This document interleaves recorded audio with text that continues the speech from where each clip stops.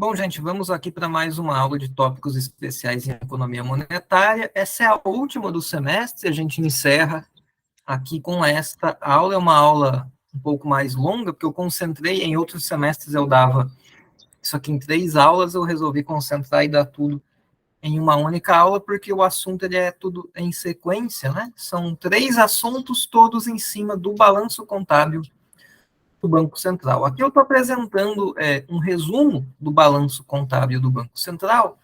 Como que a gente pega esses dados? Esses dados eles são de dezembro de 2022, porque eu sempre trabalho com isso aqui, com os dados de dezembro, embora o Banco Central ele publique todo mês a mês ele publica o seu balanço.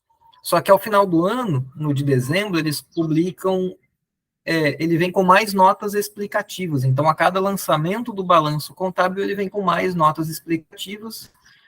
E eu costumo trabalhar mais com esse, mas daria, enfim, para pegar uma série mensal de dados também. Isso aqui não é o balanço completo, tá? Eu copiei e colei só os principais itens do balanço contábil do Banco Central.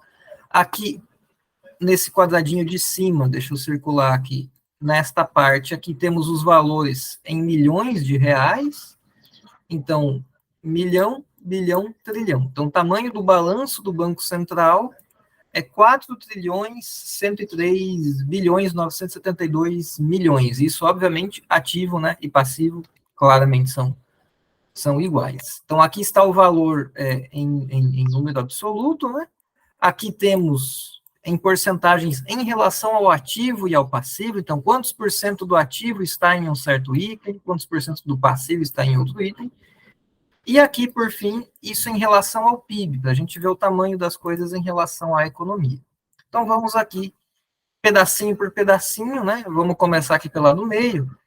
Então, de todo o ativo do Banco Central, ele está basicamente concentrado em 2 itens. Vejam, 45% do ativo do Banco Central, ou seja, 1 trilhão 862 bilhões de reais, são ativos em moeda estrangeira. Isso são nossas reservas internacionais, que é o primeiro dos 3 temas que eu vou cobrir mais aprofundadamente aqui no resto da aula.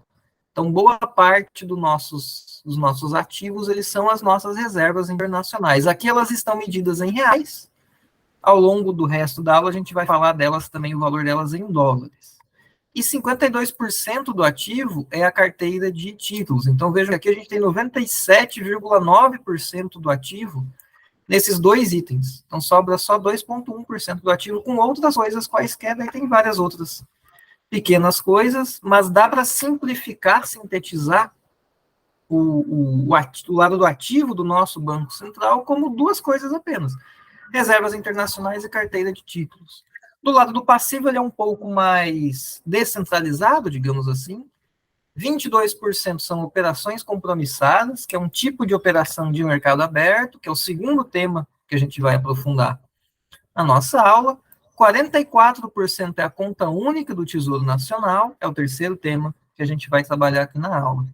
E a conta única, lembrando, né, o Banco Central é o banco do governo federal. Então, aqui está o Tesouro Nacional, né, que é o caixa do governo federal, e o tamanho desse caixa ele é de 44% do passivo. Né? 44% do passivo do Banco Central é essa conta do Tesouro.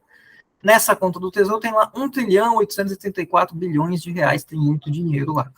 15% são as reservas bancárias, tá? Não confundir com as internacionais. Reservas bancárias são aquelas contas que os bancos têm no Banco Central.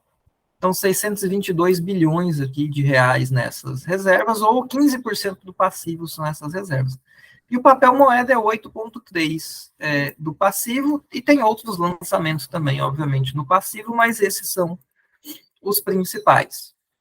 E aqui dentro de reservas, a gente tem as compromissadas, perdão, o compulsório, né? Lembrando que o compulsório ele é um pedaço disso aqui. É um valor dessas reservas que os bancos têm que ter como mínimo, tá? Então, o compulsório ele está ali dentro, ele é parte disso. Se a gente vê em relação à economia como um todo, então o balanço do Banco Central ele é 41%, ele é do tamanho, né, de 41% do PIB. A gente está comparando aqui valores de 2022. Então, o balanço em 2022 foi 41,4% do PIB, né, o tamanho relativo, sendo que as reservas são 18,8% do PIB, a carteira de títulos é 21% do PIB, as compromissadas é 9% do PIB, e assim por diante. Este é o balanço. Esse slide ele se repete depois ao longo da aula, para eu não ter que ficar voltando toda hora aqui, porque são muitos slides ali na aula de hoje. Então, a gente vai começar com as reservas internacionais, falar aqui um pouquinho delas, e daí um texto que está ajudando a gente, está servindo de base aqui, é um da IFE, da Instituição Fiscal Independente. É um texto já um pouquinho antigo, já de 2017, mas ainda é o estudo mais completo, recente, que a gente tem aí sobre as nossas reservas. Além disso, eu pego o relatório de gestão das reservas internacionais, em março de cada ano, então estou usando aqui o de março de 2023. Para pegar alguns dados também, vocês podem ir no site do Banco Central, vai em estatísticas, daí aqui tabelas especiais, rola ali na listinha,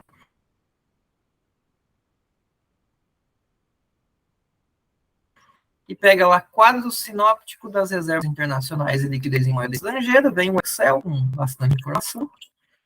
Esse Excel, é a primeira linha ali em cima, são os ativos, né, de reservas oficiais, e são as reservas. E se a gente faz uma linha aqui, isso aqui tudo está em milhões de dólares, então a gente vê que tinha um nível baixo aqui de 2000, até que 2005 para 2006, aí começa esse período de grande acúmulo de reservas internacionais, que vai até ali no começo de 2012. Então, de 2006 a 2012 é um período em que o Banco Central acumula centenas de bilhões aí de reservas internacionais, e depois fica girando ao redor deste aqui, entre 350 e 400 bilhões, e depois dá uma reduzidinha, que está girando entre 300 e 350. Atualmente, esse é o panorama aqui das nossas reservas. O período de maior interesse que a gente vai analisar é aqui, né? O que aconteceu, o que foi feito para acumular essas reservas todas. A gente também pode ver esse valor, botando aqui em média de cada ano, tá? É o mesmo valor, só que para ter menos variação, a gente pode ver em relação ao PIB também, né? Aqui está dando 25% do PIB.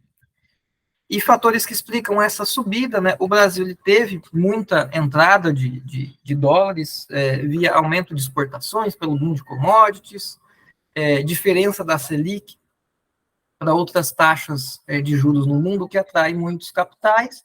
E o que o nosso Banco Central fez foi aproveitar essa entrada de dólares na economia para comprar esses dólares. Então, foi esse aumento que ele aproveitou que tinha dólares entrando na economia, e ele foi, então, adquirindo esses dólares. De quem que ele adquire esses dólares? Basicamente, de bancos comerciais brasileiros. Então, ele vai e compra dólares desses bancos.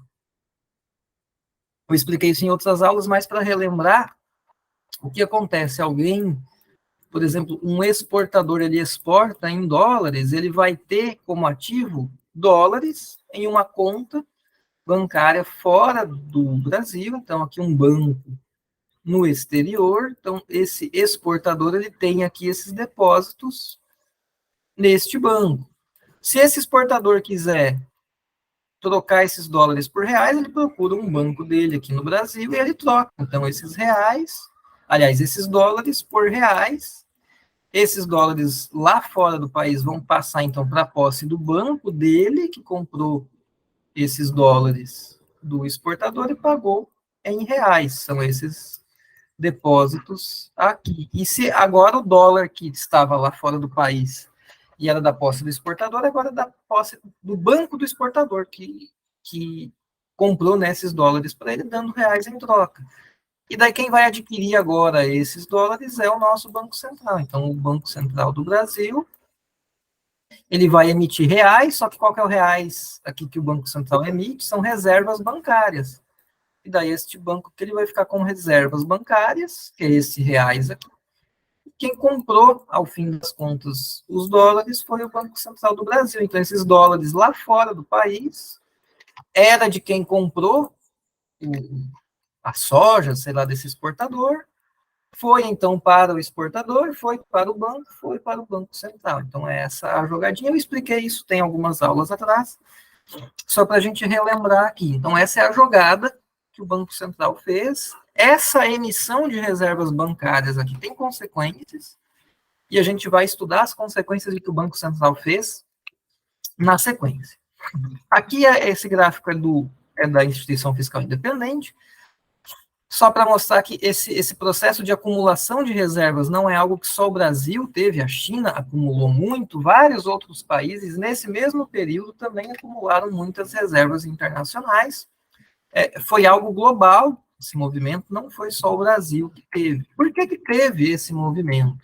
Aí, muitos dos analistas colocam isso, apontando para as crises que teve ao longo dos anos 90 em países emergentes, que alguns países emergentes tiveram moratória de dívida, problemas para pagar a dívida, como a Rússia, o México, a Argentina, e isso criou problemas para o financiamento da dívida externa de países que estavam bem, de países que estavam pagando certinho a sua dívida externa, como, por exemplo, o Brasil na época, nos anos 90, ali depois do Plano Real. Mas, como para os grandes investidores, país em desenvolvimento é tudo meio parecido, se um deles tem problemas, aumenta a aversão a risco em relação a todos os países em desenvolvimento.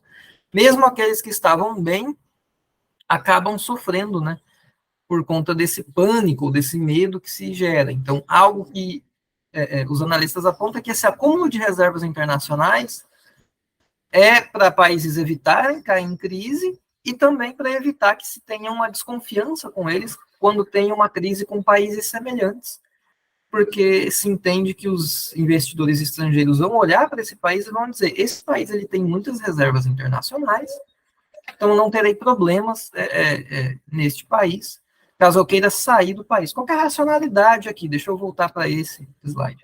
Como o Banco Central, deixa eu só pegar uma outra cor aqui. Como o Banco Central ele tem muitos desses dólares, se os investidores estrangeiros, por algum motivo, quiserem sair do país, o que eles vão pensar? Eu estou dentro do Brasil, eu estou aplicado em reais. Quando eu quiser voltar para o meu país, provavelmente eu vou estar passando pelo dólar. Se o país não tem dólares, como é que eu vou sair do país? Eu não vou sair. Se o país tem poucos dólares, e todos ou muitos resolvem sair, não tem dólares para todo mundo. Essas corridas de países é bem parecido com uma corrida bancária. A corrida bancária é um receio de que o banco não tenha recursos para eu sacar ou para eu transferir meu dinheiro. Aqui é receio de que o país ele não tenha divisas o suficiente para quando os investidores quiserem sair, poder converter, né? Não vai ter moeda o suficiente para fazer essa conversão. Então, o que acontece aqui se o país tem poucas reservas, os investidores olham e pensam, o primeiro que sair tem dólares para ele, mas os que saírem depois, acabou os dólares, porque tem pouco nesse país.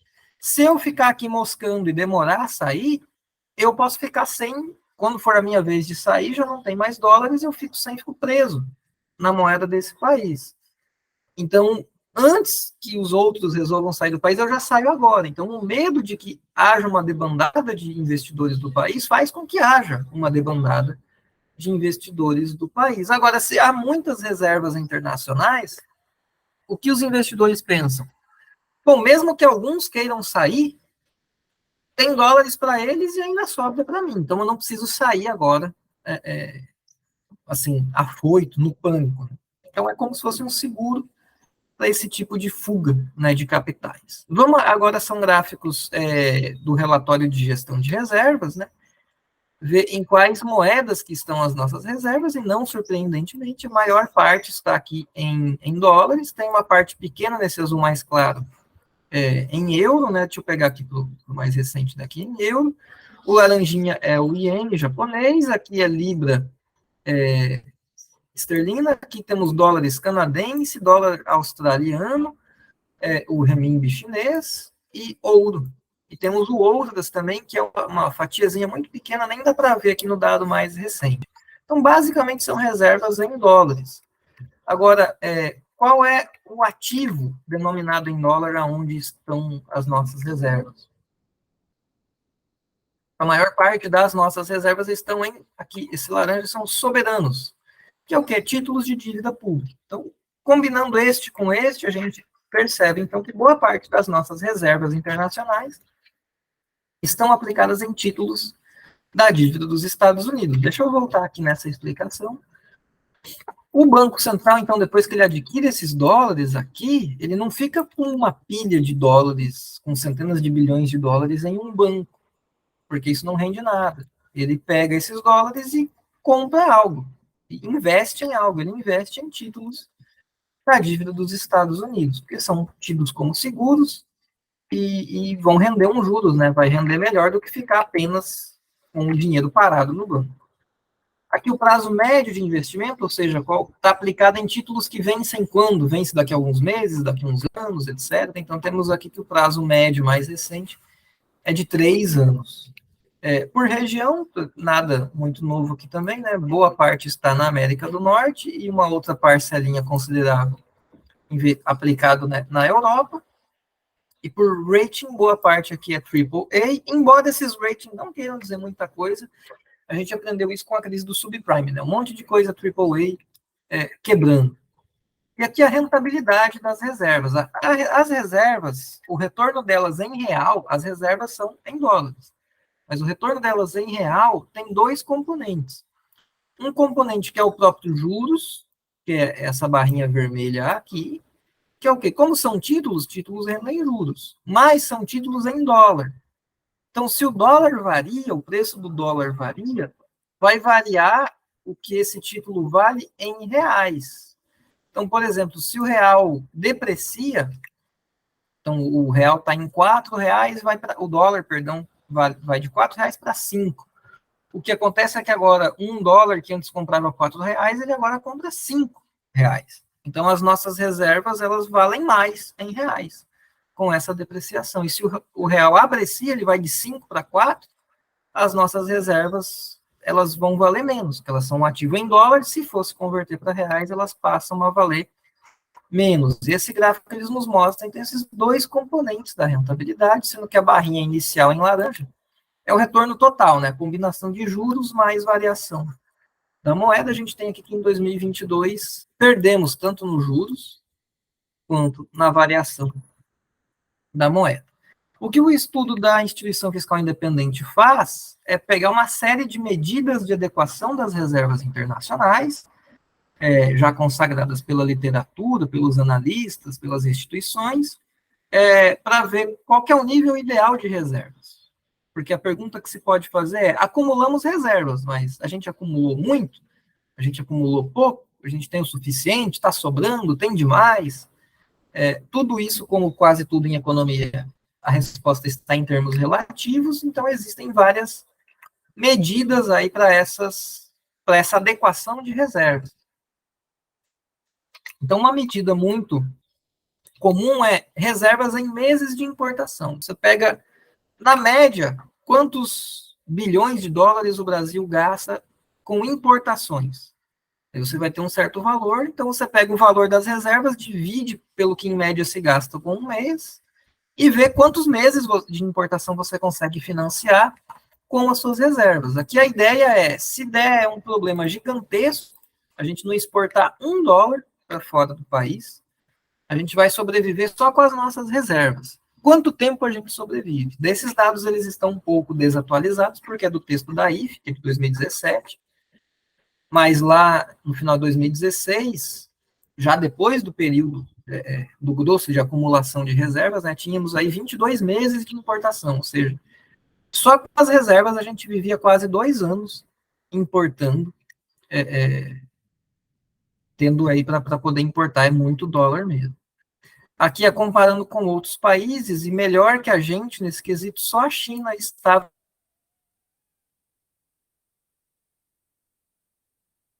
embora o Peru também estivesse próximo, e a Rússia aqui também.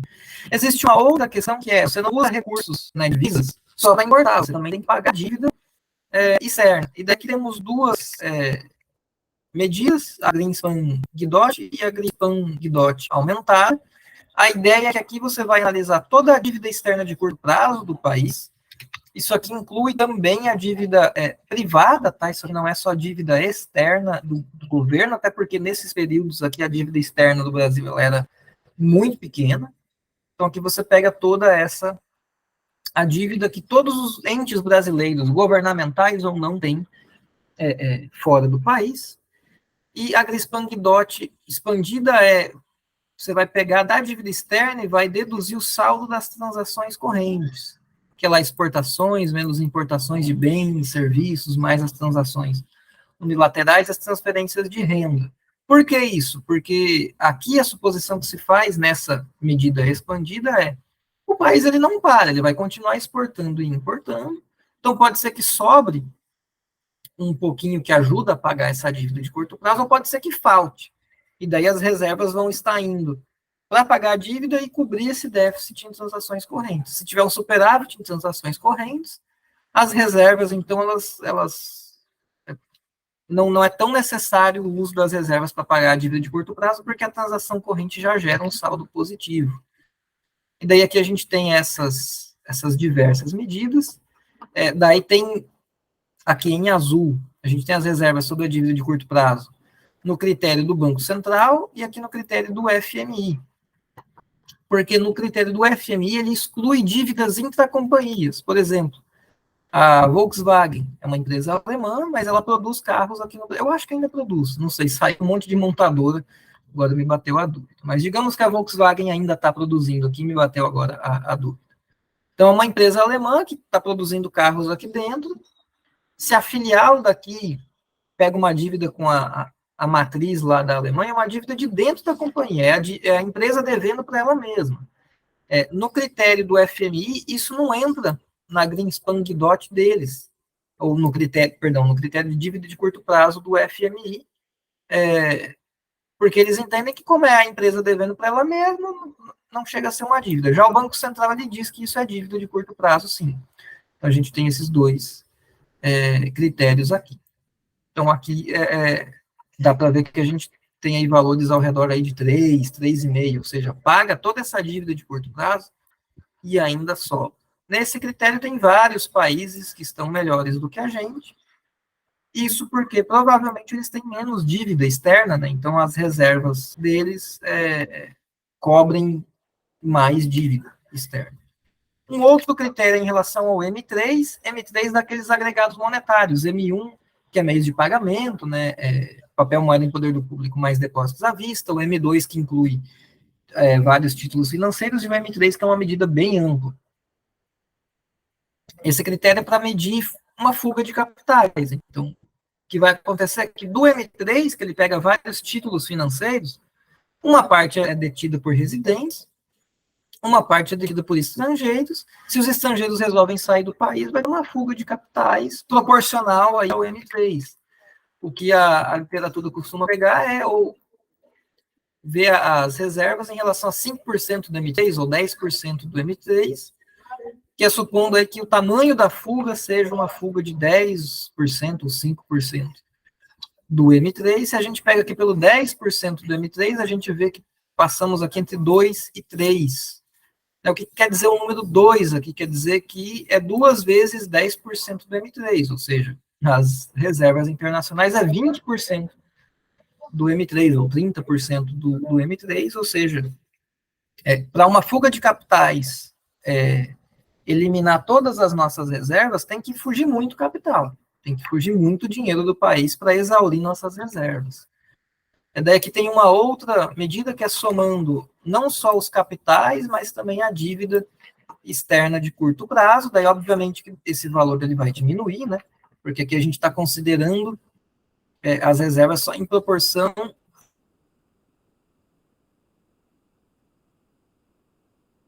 a M3. Aqui é isso, mas além do cenário extremo, né? Além da fuga de capitais, tem que pagar a dívida externa de curto prazo.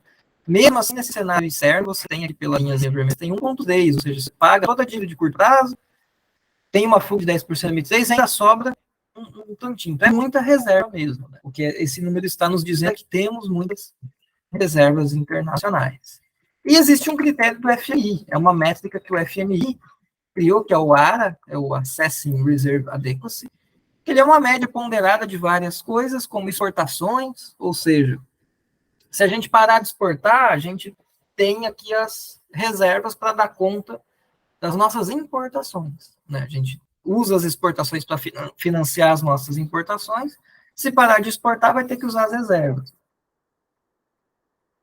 O ponto 2 é meios de pagamento ampliado, que é a mesma lógica anterior de pegar ali o potencial de fuga de capital, mais a dívida externa de curto prazo e outras obrigações.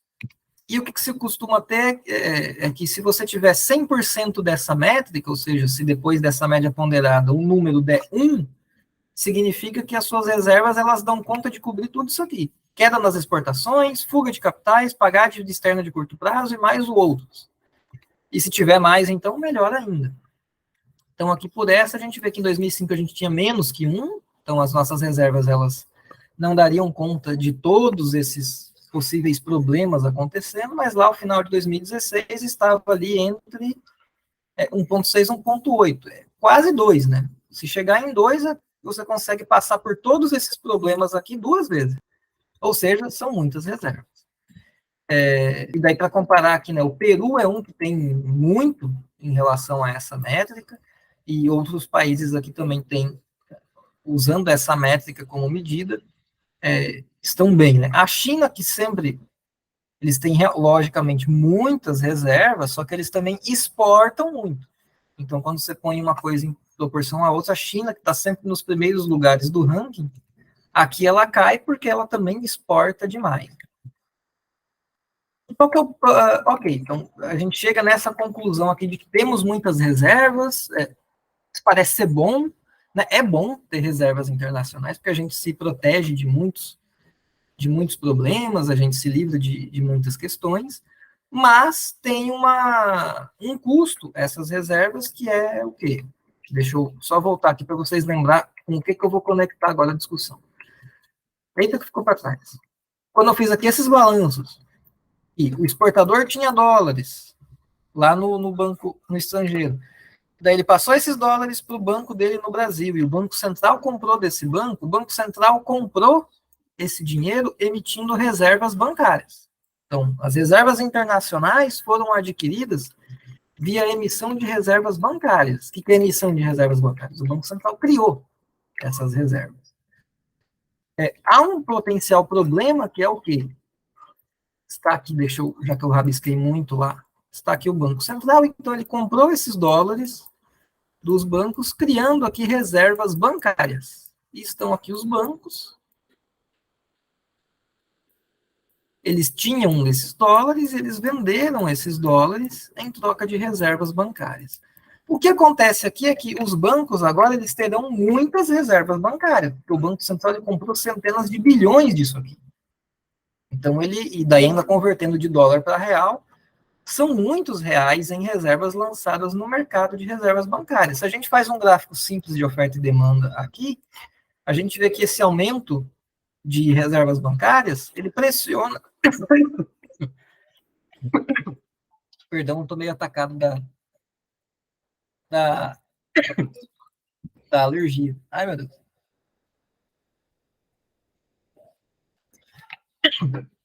Então, vai estar ampliando as reservas bancárias. Até perdi a caneta.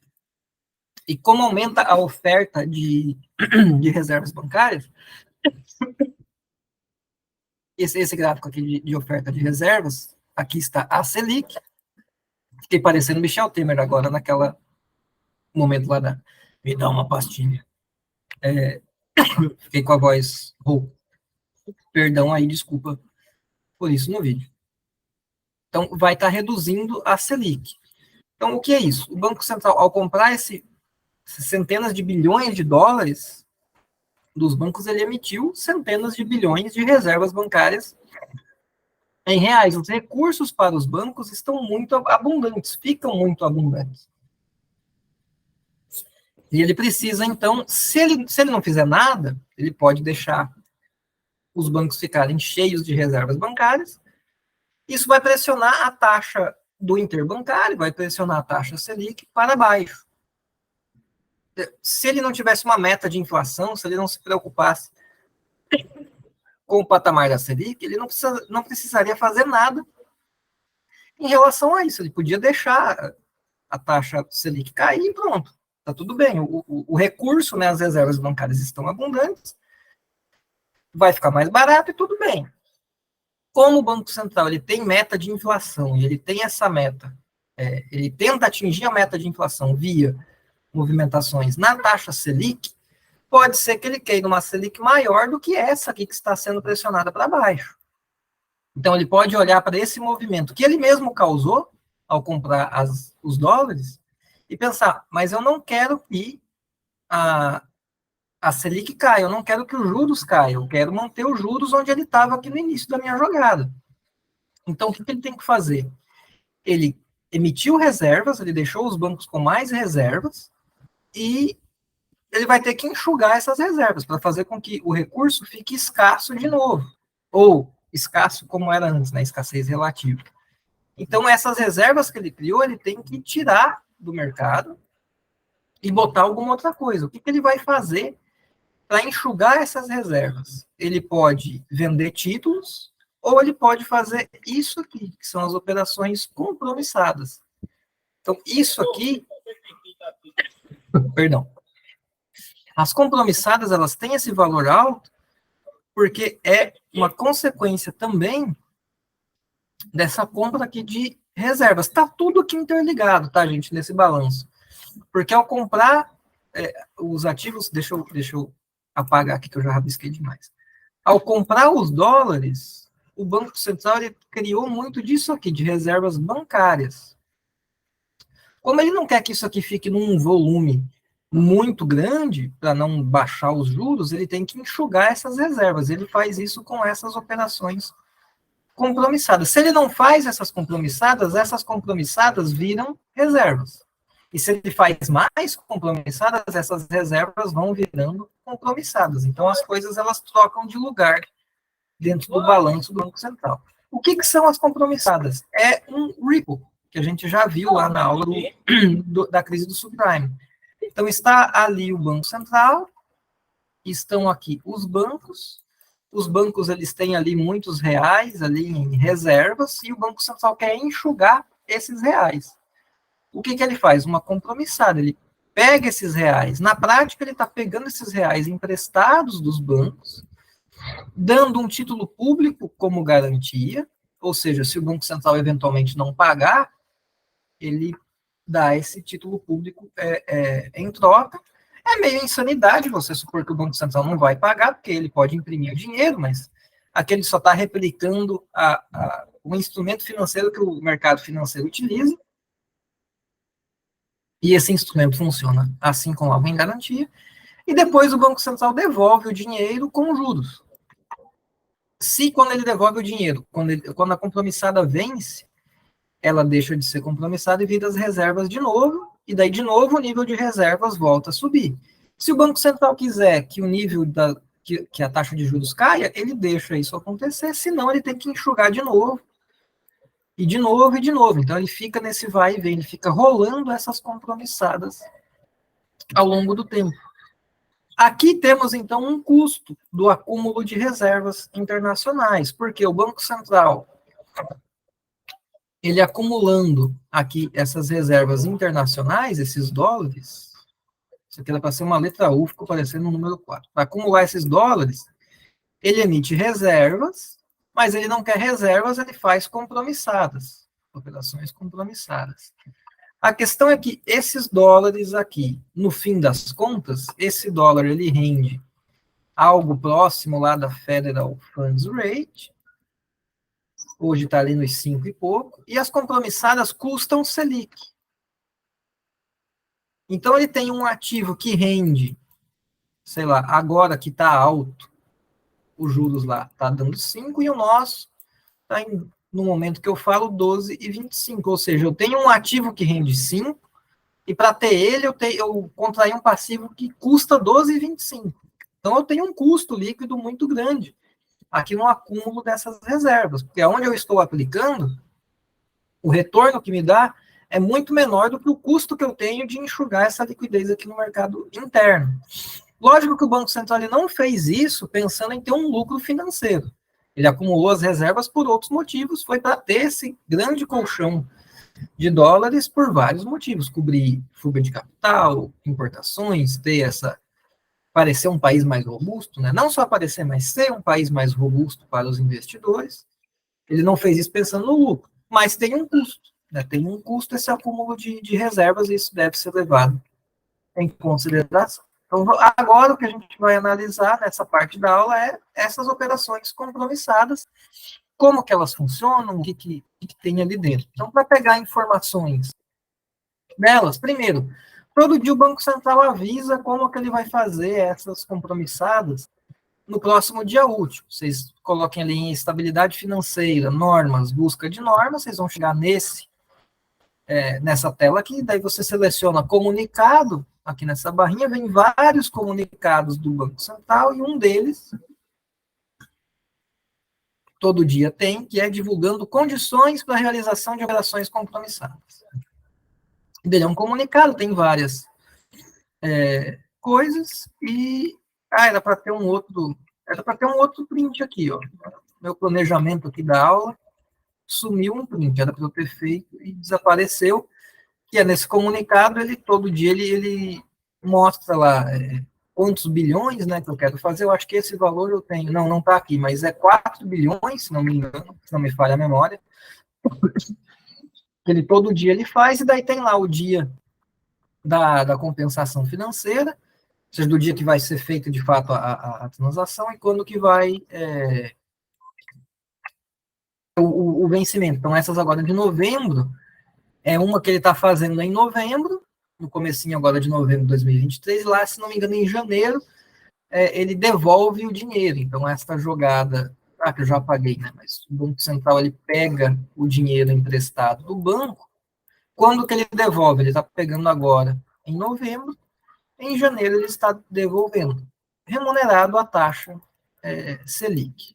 Então, mas, enfim, sumiu, era para ter feito esse slide, eu me lembro de ter feito, acho que eu só tirei o Ctrl+X do print, na hora de dar o Ctrl+V eu não fiz. Mas vocês entrem aqui que vocês vão ver. Todo dia esse comunicado ele é praticamente igual todos os dias.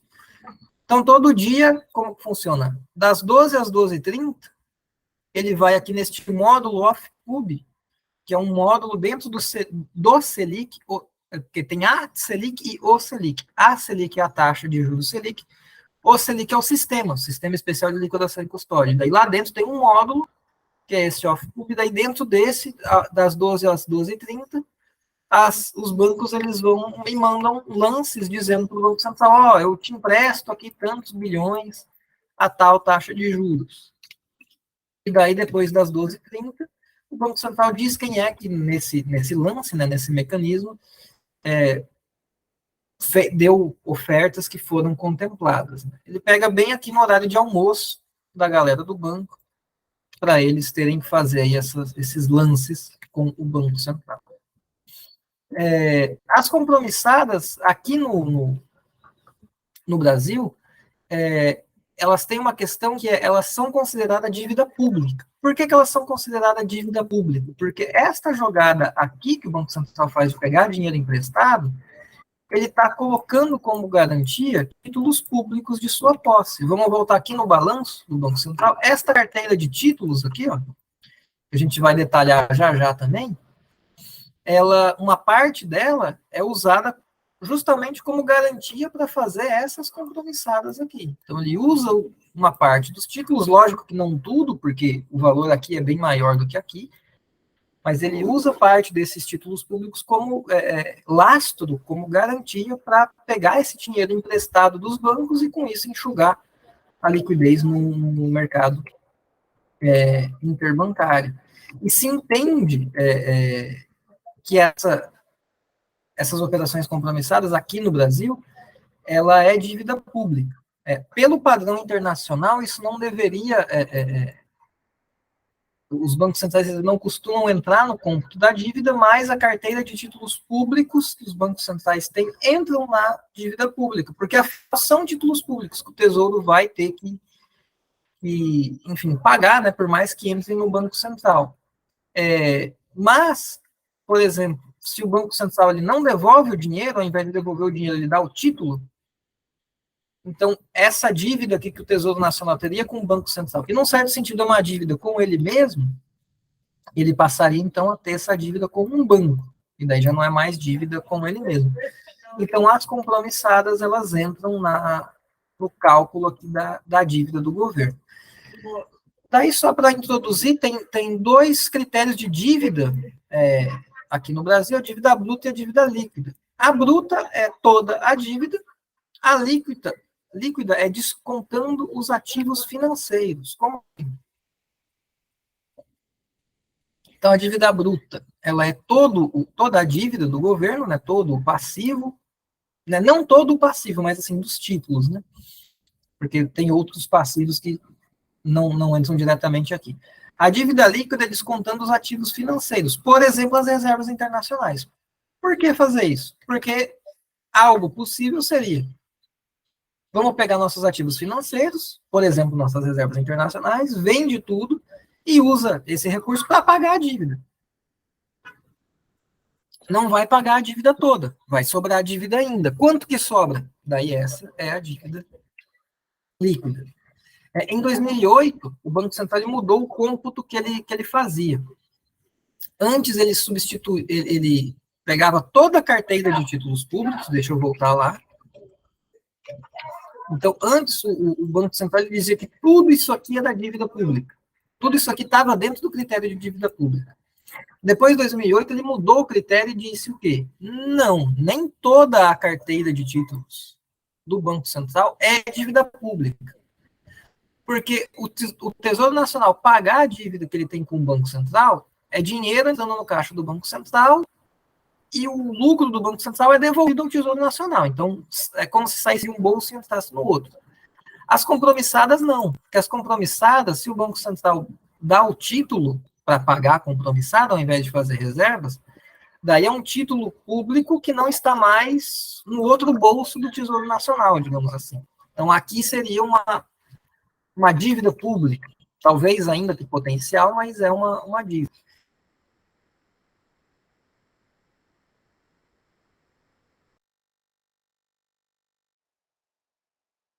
Então, essas compromissadas para o Banco Central é considerado, né, nas estatísticas como dívida pública. E aqui eu quero chamar a atenção para um trecho do texto, esse aqui é da Instituição Fiscal Independente, que é bem interessante. A inclusão das operações compromissadas no cômputo da dívida bruta evidencia a real situação patrimonial do governo. A sua não inclusão viabilizaria a redução artificial da dívida pública, ou seja, a não inclusão das compromissadas. Por quê? Por exemplo, se o Tesouro deixa de rolar parte dos títulos públicos, que tem prazo vencido junto ao mercado, e que o Tesouro deixar de rolar parte dos títulos. Rolar o título vence, o Tesouro teria que pagar o dinheiro para quem tem esse título, mas ele emite um outro título de novo. Então, ele só está rolando essa dívida. Então, segue aqui a nota. Se o Tesouro deixasse de rolar a parte dos títulos, o que ele está fazendo se ele deixa de rolar? Ele está pagando a dívida. Então, o que está acontecendo no mercado financeiro é que está tendo mais reais, porque o Tesouro está colocando dinheiro, né, no lado financeiro, e isso vai estar aumentando as reservas bancárias. Então, se o Tesouro deixasse de rolar parte dos títulos, haveria um aumento na liquidez da economia, o que obrigaria o Banco Central a realizar operações compromissadas para recolocar a liquidez no nível adequado. O que está sendo dito aqui? Está sendo dito que se o Tesouro deixa de rolar os títulos, ele está pagando a dívida, ou seja, ele não está contraindo dívida nova no lugar da antiga, ele está pagando, só que ao pagar, ele deixa o mercado financeiro com mais liquidez. Porque se ele está pagando para uma pessoa física, uma empresa não bancária, essa pessoa está ficando com mais dinheiro em conta, mas o banco está ficando com mais reservas bancárias. E se quem tem o título é um banco, bom, daí diretamente ele já fica com mais reservas bancárias. Então, sempre que o Tesouro paga a dívida, ele está aumentando o nível de reservas bancárias, o que contribui para a Selic cair. Porque está ficando com mais liquidez. E daí o Banco Central, para não deixar a Selic cair, ele tem que ir lá enxugar essa liquidez com compromissadas. Essa frase ela é uma coisa muito maluca, porque o que ela está dizendo é o seguinte: se o Tesouro paga a dívida, o Banco Central vai lá e enxuga a liquidez emitindo dívida nova. Ou seja, se o Tesouro pagar a dívida, ele não diminui a dívida, o que é uma coisa muito maluca do nosso arranjo aqui, fiscal, monetário, que é justamente isso. Se o Tesouro paga a dívida, vai aumentar a liquidez no sistema bancário. Se o Banco Central não fizer nada, vai pressionar a taxa dos juros interbancários para baixo. Se ele quiser manter a Selic constante, ele vai ter que enxugar essa liquidez. Ele enxuga a liquidez com compromissadas, que é a dívida pública. Então, se o Tesouro paga a dívida, ele não diminui a dívida, o que é uma maluquice. A gente vai ver isso muito claro em um documento do próprio Tesouro Nacional, já já. Aqui a gente vê mais algumas estatísticas das compromissadas, vai em estatísticas, tabelas especiais. Aliás, aqui é para a dívida pública. Aí tem a composição da dívida do setor público e dívida líquida e bruta. Então, porcentagem da dívida bruta, dívida imobiliária em mercado, que são títulos, eles, aqui em final de 2022, eram 70% da dívida eram títulos. Em mercado, as operações compromissadas eram aí uns 15% da dívida, ou seja, não é uma quantidade trivial, tá, de dinheiro, 15% da dívida são essas compromissadas. E essas, que esse dado, acho que é o mesmo de antes, só que sem pegando, só ali a série de baixo, né, repetido. Aqui, a gente tem como pegar mais informações ainda, vai em estatísticas, vai em notas econômico-financeiras, estatísticas do mercado aberto, e aqui no cantinho, tabelas no formato Excel. Veja como está escondido isso aqui. Daí ele vem um Excel que tem muita coisa dentro dele, daí a gente pega, eu não circulei aqui, deixa eu ver se eu acho rápido aqui, saldo líquido e prazo a decorrer das operações compromissadas, essa linha 3 aqui que a gente está pegando, e daí, essas compromissadas, o que acontece? É aquela jogada do Banco Central pegando dinheiro emprestado dos bancos para depois devolver, tem um prazo, ele vai te devolver esse dinheiro amanhã, semana que vem, daqui um mês, daqui um ano. Então, a gente tem aqui a porcentagem de todas as compromissadas, quantos por cento elas são de até 13 dias corridos. E, enfim, isso aqui flutua bastante, mas tem um salto lá com a pandemia, de 30% das compromissadas para mais de 80%. Então, depois da pandemia, as compromissadas elas ficaram com um prazo mais curto, né, de até 13 dias. As compromissadas de 2 semanas a 2 meses ficaram bem menos, né, caiu como proporção. Então, o prazo das compromissadas diminuiu muito. A gente consegue ver isso aqui também, que a informação de prazo médio das compromissadas em dias, e atualmente está em 4 dias, ou seja, o prazo médio dessas compromissadas, o Banco Central ele pega o dinheiro hoje para devolver daqui 4 dias úteis. E, logicamente, ele fica rolando isso, né? Ele fica reenxugando para estar sempre mantendo a liquidez do interbancário onde ele está. O último tema da aula de hoje, essa longa aula, é a relação do Banco Central com o Tesouro Nacional. E essa relação, agora, de novo, o balanço aparece aqui para a gente ver como está tudo amarrado. Vejam a amarração. O Banco Central adquiriu aqui reservas internacionais. Ao adquirir reservas internacionais, ele pagou com reservas bancárias. Para enxugar o excesso de reservas bancárias, ele faz as compromissadas e usam esses títulos públicos como garantia. Então, está tudo bem aqui misturado. Ele tem ali um retorno com essas reservas internacionais, e esse retorno é emitido para o Tesouro Nacional aqui na conta única. Então, está tudo bem amarrado aqui nesse balanço. E agora, esse pedaço aqui da aula é baseado neste documento de 2019 do Tesouro Nacional, que é um relatório especial justamente tratando da relação entre esses dois entes. E aqui um breve histórico aqui da legislação. Lá em 89 é quando vem uma lei que diz que o resultado positivo do Banco Central tem que ser mandado ao Tesouro Nacional, mas não houve um regramento para o resultado negativo, caso o Banco Central tenha, então, um resultado negativo. Em 98, que se criou, então, o que deve ser feito? Se o Banco Central tiver prejuízo, o Tesouro Nacional deve cobrir esse prejuízo, emitindo títulos de dívida para dar para o Banco Central. Em 2000 se mudou o critério de apuração, ao invés de ser anual, virou semestral, Em 2008, se dividiu o resultado em dois componentes, aqui apenas para fins analíticos, que daí se dividiu entre o resultado cambial e as demais operações. Por que isso foi feito? Porque com esses bilhões, trilhões aqui de reservas internacionais, qualquer movimento no preço do dólar faz com que as nossas reservas valham, enfim, não sei conjugar o verbo, mas elas fiquem valendo mais ou menos reais. Se as reservas internacionais passam a valer mais reais, é um lucro contábil, porque um ativo se valorizou, e esse lucro contábil ele é emitido para o Tesouro. Agora, se as reservas passam a valer menos por conta de uma variação cambial, contabilmente é uma redução no ativo, e daí isso pode gerar um prejuízo. Então, aqui em 2008 se resolveu dividir o resultado. Só para ver a influência do câmbio no ativo do Banco Central, e outra para ver o resto da influência, mas assim, é algo só analítico. Em 2019, que vem uma lei que daí diz o seguinte: o resultado com as demais operações todas do Banco Central, esse sim vai para o Tesouro Nacional, se tiver um lucro.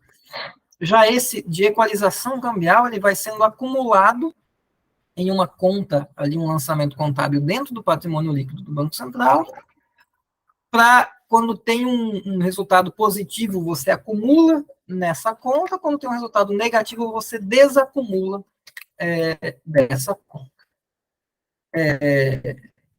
E daí agora, enfim, seguindo aqui na explicação em cima desta lei de 2019, até a lei de 2019, existia um viés para o crescimento do balanço do Banco Central, porque o que acontecia? Como boa parte do nosso balanço, 45% dele, são as reservas internacionais, qualquer variação, mesmo que de centavos no preço do dólar, como a gente tem 1 trilhão de reservas em reais, 1 centavo de variação faz com que se movimente muitos milhões ou bilhões no valor dos nossos ativos.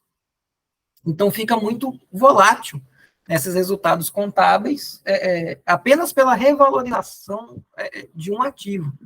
Não é um resultado que necessariamente aconteceu, porque se um ativo seu perde valor, você só realiza a perda se você vender ele. Se você não vender, ele pode valorizar e depois você manter, enfim, desvalorizou, mas depois valorizou de volta.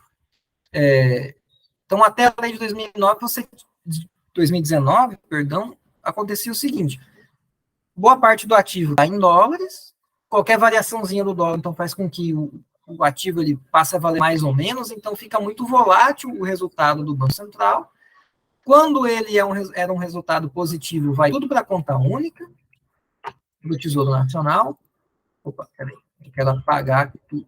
Então, quando esses ativos aqui em reservas, em moeda estrangeira, as reservas valorizavam, subia aqui no lado do ativo, subia no lado do passivo, porque eu transferia isso contabilmente para a conta única. Mas quando isso aqui desvalorizava, eu não tirava da conta única, eu emitia títulos públicos.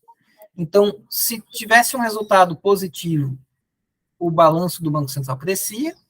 Se tivesse um resultado negativo, ele ficava constante. Então, sempre ia só aumentando o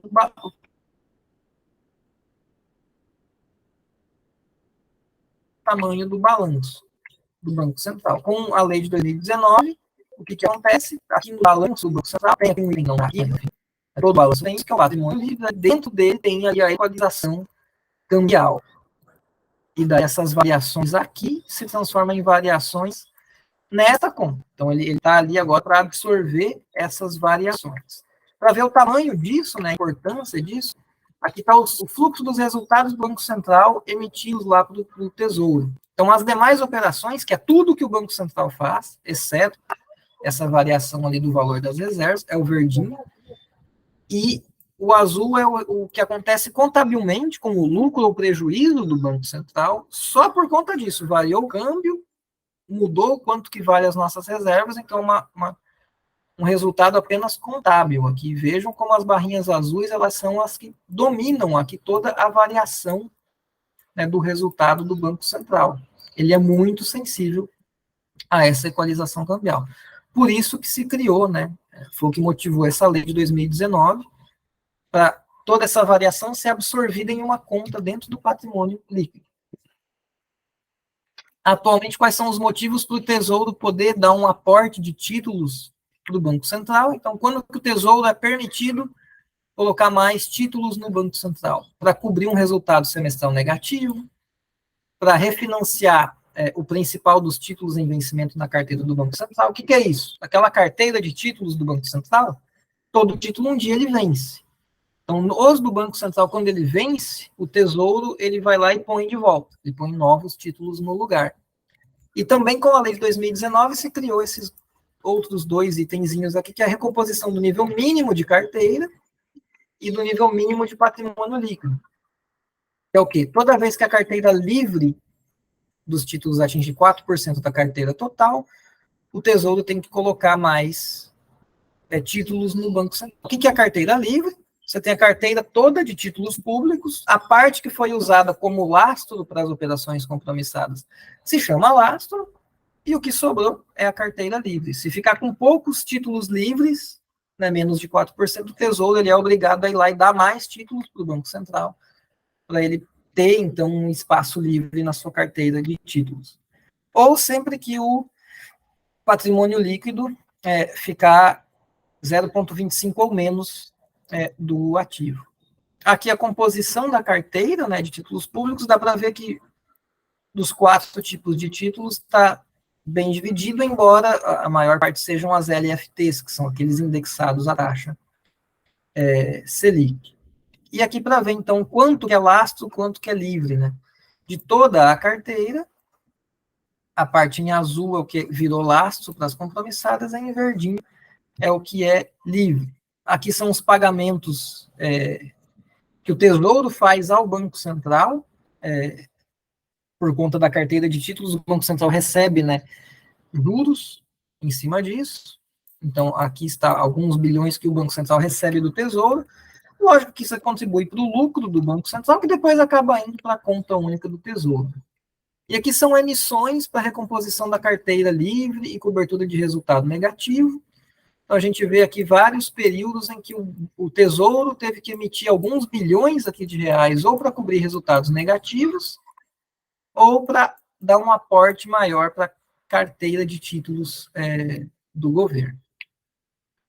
E aqui, de novo, a questão da dívida pública, né? A carteira livre, aqui a variação do valor da carteira livre, e aqui temos a dívida bruta pelo critério do Banco Central e pelo critério do FMI. Lembrando o que é, pelo critério do FMI, ele diz que toda carteira de títulos públicos do Banco Central é dívida.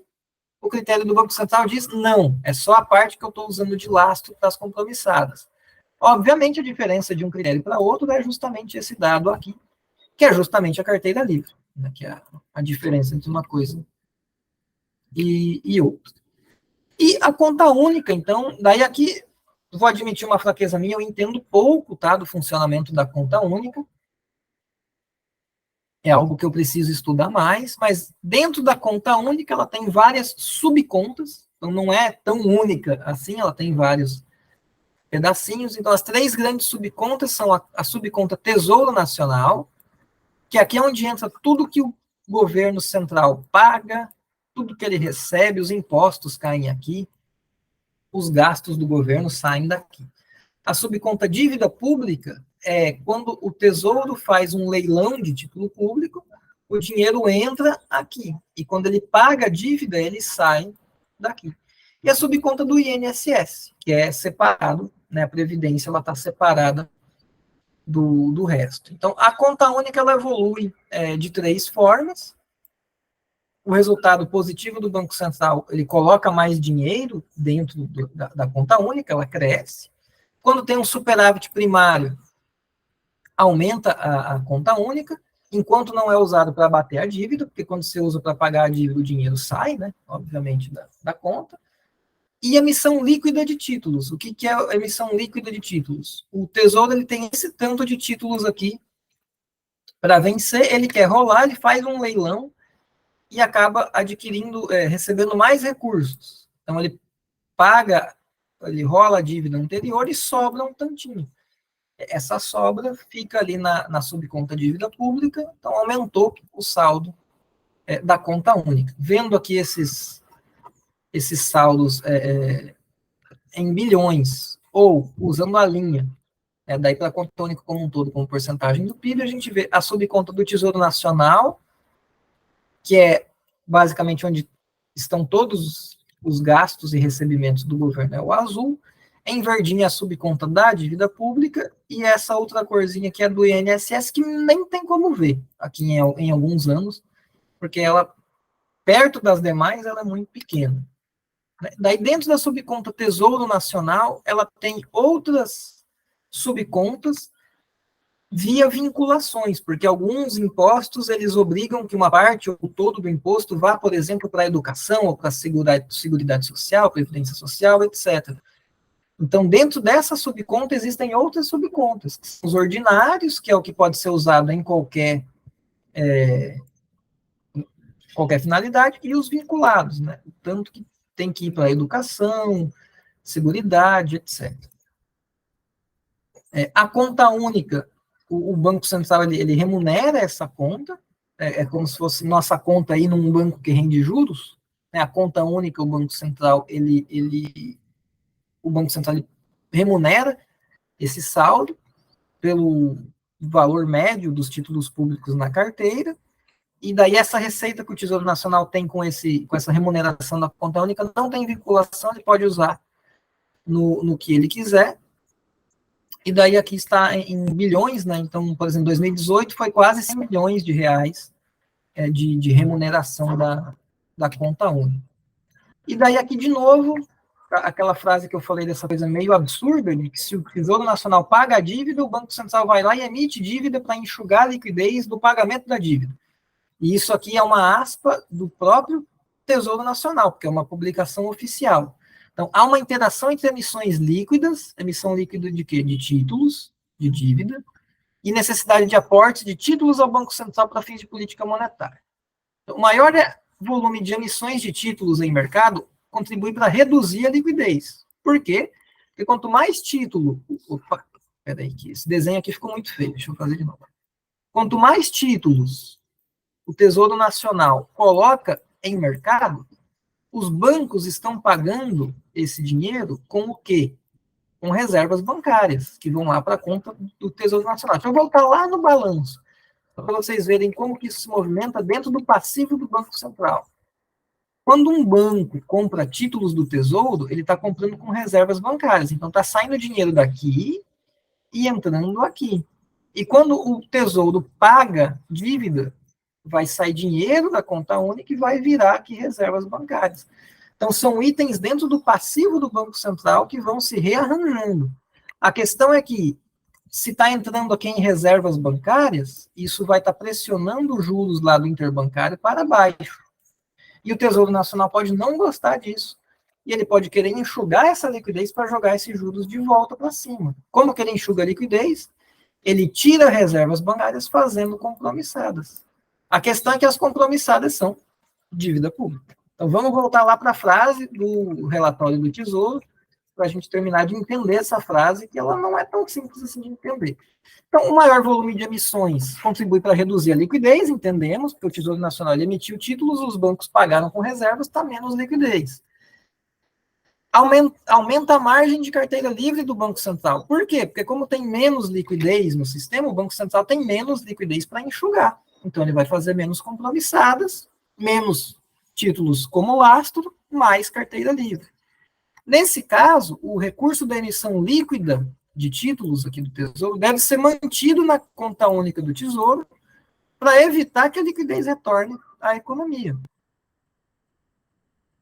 Se o Tesouro optasse por reduzir as emissões de títulos e pagar a dívida pública federal em mercado com recursos da conta única, ou seja, se o Tesouro ele vai lá e pega desse muito dinheiro que ele tem na conta única e pega e fala, vou pagar a dívida, pagou uma parte da dívida. O que vai acontecer? O resultado seria um aumento da liquidez, porque os bancos vão ficar com mais reservas bancárias.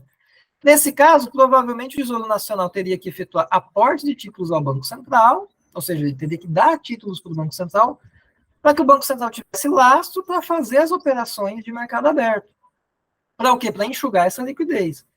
Como tanto dívida pública federal quanto compromissadas fazem parte da dívida bruta do governo geral, o resultado seria apenas uma mudança de composição do endividamento do governo junto ao público, sem reduzir o seu estoque.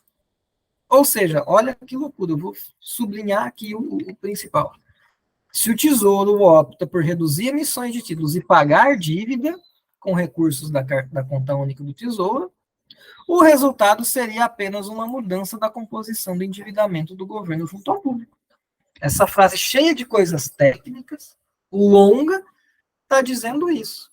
Se o Tesouro opta por pagar a dívida pública, o resultado é apenas uma mudança na composição da dívida pública. Ó, que loucura é o nosso arranjo.